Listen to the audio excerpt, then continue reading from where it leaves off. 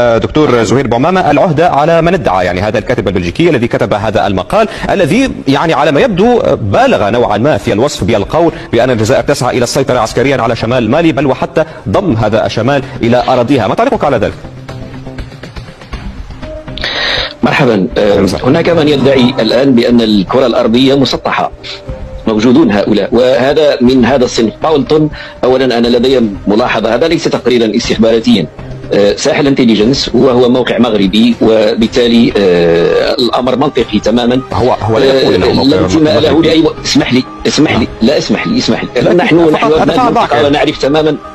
يعني اتفاهم خليني نكمل جملتي. لا لست أنفي ما تقوله، لا من حقك ايضا ان تعبر، من حقك ايضا ان تعبر، لكن اقول ان الموقع لا يقول انه موقع مغربي. يعني نحن نعرف انه موقع مغربي، ويمكن ان هناك مواقع فرنكوفونيه افريقيه اخرى يمكن ان يقال انها مواقع جزائريه ايضا. هل اجيبك؟ تفضل دكتور زهير بومامة. أنا قرأت السخافات الموجودة في هذا الذي تسمونه أنتم تقرير من قبل هذا القلم المأجور، والذي لم يجد أي مكان يمكن أن يقبل بأن ينشره أو ينشر له هذه السخافات إلا هذا الموقع.